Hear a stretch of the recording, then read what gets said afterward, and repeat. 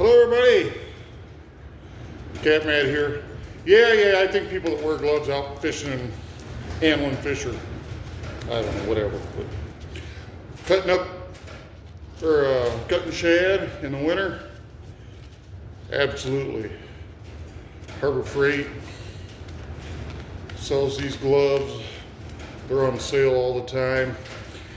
I've always said when I'm out fishing at this time of year that, you know, keeping your hands dry is how you keep them warm. So when I'm going to be sitting out here, I've been gutting for a while. I got a whole stack full of gutted shad here and my guts down there. I did a video called Shad Slice years ago, but anyway, I wanted to show you. Here's a good shad. What I have found with shad is 8 to 10 inches are okay to gut. Anything smaller than that, to me, is kind of a waste of time. But if you want gut real bad, you might go smaller just because that's all you can find. So I don't have any here that are under like 8.5, 9 inches. I've already got about 100 and some today. But anyway, yeah, ideally 12 inches and up. This one here is 1, 2, 3, 4, 5, 6, 7, 8, 9, 10, 11, 12. This one here is 13 inches.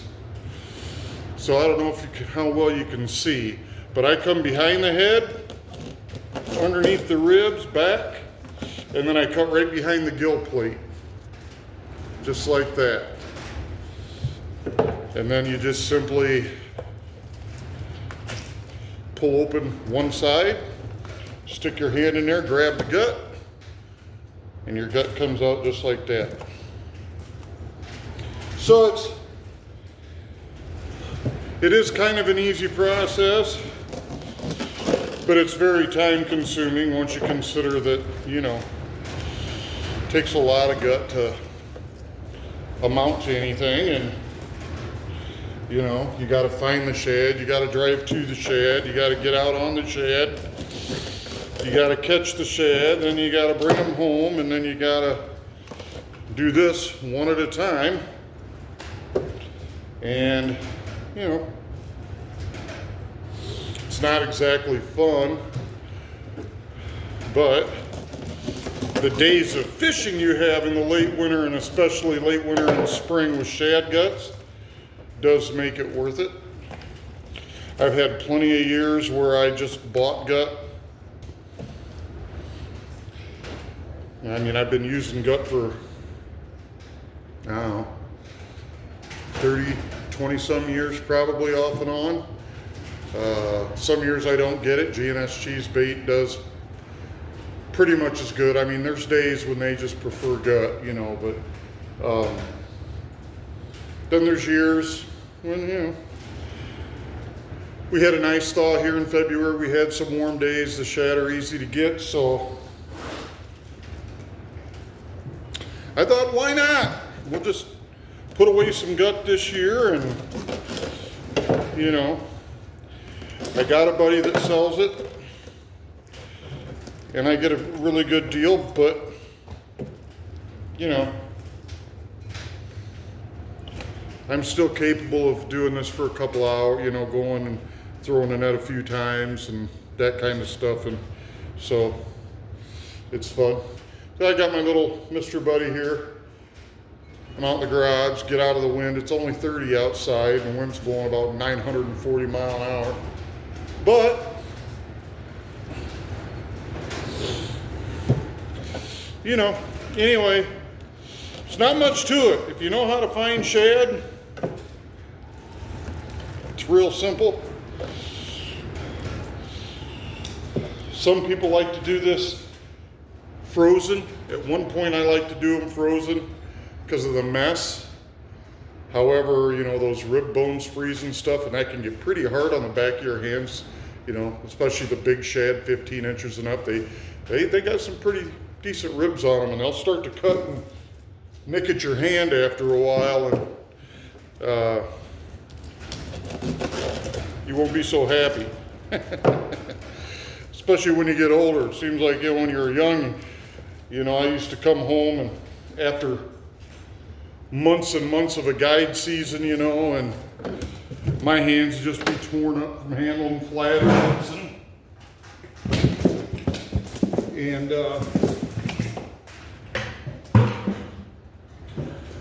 you know, I go back to work or do something different for a few days and they heal right up, no problem. You get older and it's like, what the hell happened? You're no longer Wolverine. Wounds stop healing and you start looking for taking the shortcuts to make it easier on your body and all that good stuff. But anyway, like I said, if you know how to throw a cast net, a little bit of effort, you can find shad, you can get your own gut. You might be at the beginning step of that progress where you need to, you know, you haven't learned how to throw a net yet and all that. But if you're gonna fish and you love to fish and you wanna fish a lot and you wanna keep it as cheap as possible, you gotta learn how to find bait. So it's just part of the process. And this is just, the more you learn and the more money you spend, the more you start wanting to do yourself to save money and blah, blah, blah, and on and on. And so you end up finding yourselves out in your garage on a 40-degree day, 30-degree day, with nothing else to do, pulling gut pockets out of shad. And, you know, when you were probably 4 or 5 years old, I'm pretty sure if we all made a list of what we wanted to be when we grow up, this wasn't on there. But anyway, here I am, 55 years old, pacemaker, been everywhere in catfishing, and I'm still sitting here in my garage pulling gut pockets out of shad.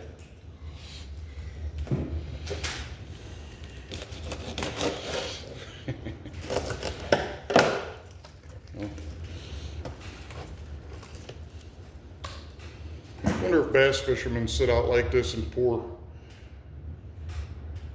Mr. Twisters and fake jig bodies and stuff. I don't know.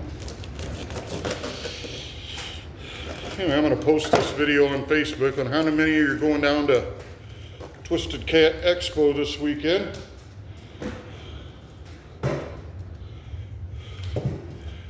I'm happy for Alex at Twisted Cat. They're having a lot of success, not only with this expo, but with the tournament series.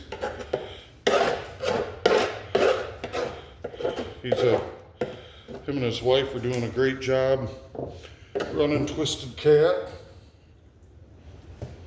I bet a lot of you guys don't know that, you know, if you haven't dug into the story, that Twisted Cat was under different ownership years and years and years ago. And in fact, there was a Twisted Cat tournament on the Rock River. How many of you knew that? I know that some of you local diehard cat fishermen obviously will know that. But a lot of you that have come around in the last 10 or 12 years probably do not know that. We've had all the big series here, Bass Pro, Ken Freeman Outdoors, and rest his soul. And I brought Cabela's here years ago. We had Monsters of the Rock. We've had Twisted Cat. Well, yeah, we got the, I think, Rock Monsters series up there with Ernest McKee. I think he's running a cool little series up there. I want to fish one or two of his events. Seems to never work out for me. I don't fish as many tournaments as I used to.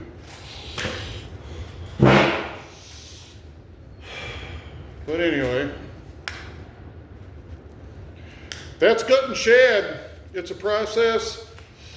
I thought I'd do the video mainly so you see, when you see guys selling it and you go, holy smokes, that's a ridiculous price.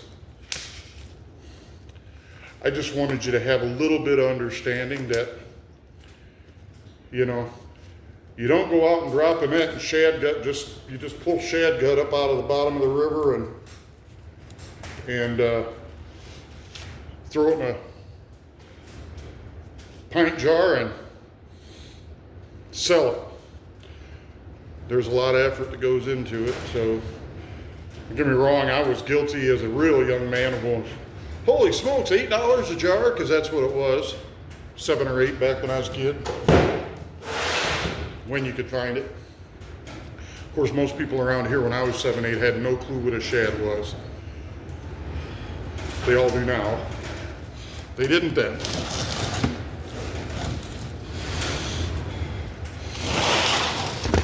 But anyway, y'all,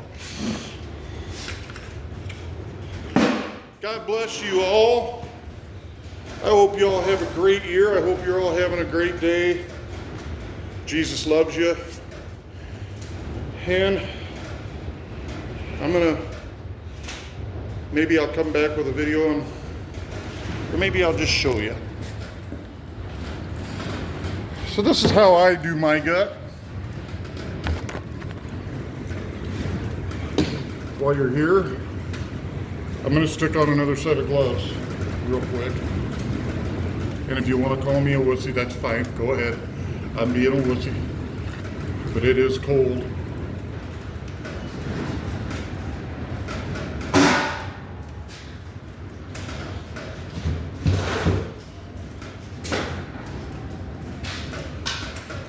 This is what I do with my gut. Quart bag, lay flat, get all the air out. I was going to show you, then I remember I got some right here. So that's what the end product looks like.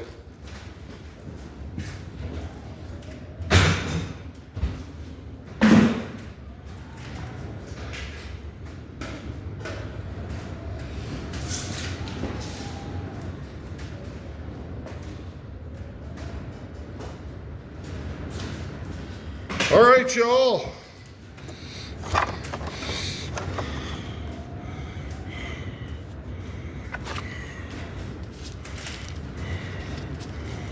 Anyway, it's like one of them things where they fast forward through.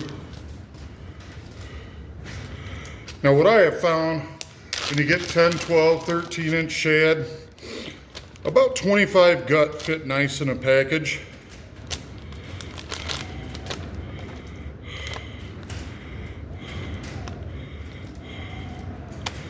And since I never use just one thing,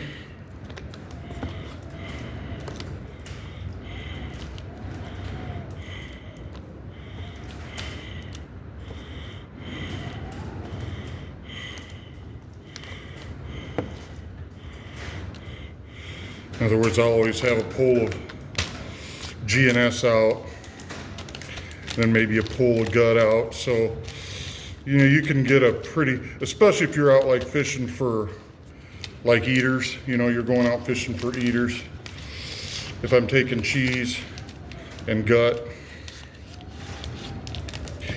I don't need, you know, in a fresh tub of GNS cheese bait and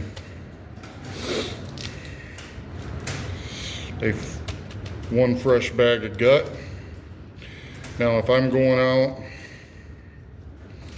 you know, and I'm planning on staying all day, or we're fishing a tournament or whatever, I might take a couple bags for me, and, you know,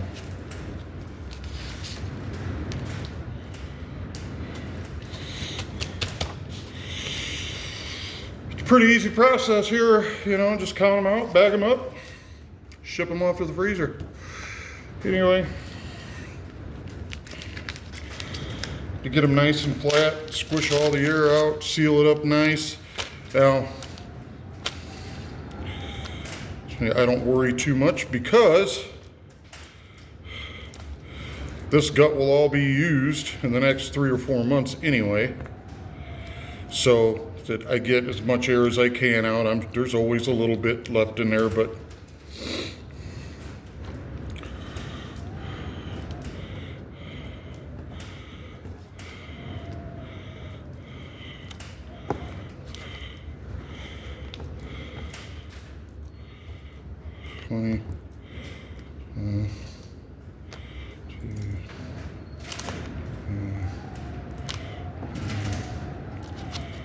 so, like I said, 25 seems to work well for me. Fills the bag pretty good. Leaves about an inch there towards the top where you can kind of squeeze the air out, and you can get a really good seal on the bag.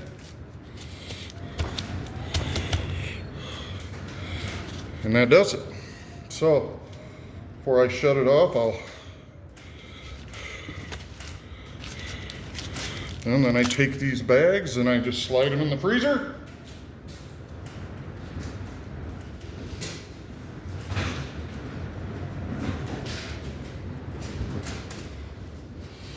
And that's the end.